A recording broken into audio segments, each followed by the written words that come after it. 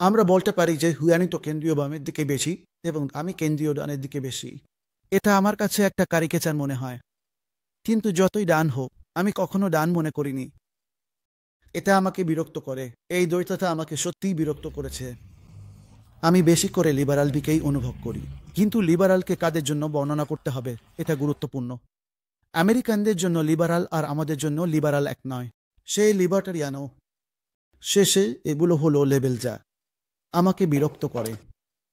এবং তোমার জন্য বলি, বাম হিসেবে ভাবা তোমার প্রতি ন্যায় বিচার করে না।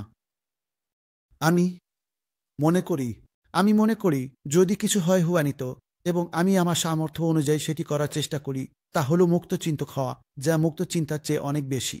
এটি সমালোচনামূলক চিন্তার চেয়েও অনেক বেশি। আমার মতে সমালোচনামূলক চিন্তা হলো একটি অংশ। এটা মুক্ত চিন্তার মধ্যে একটি সেট, একটি উপসেট।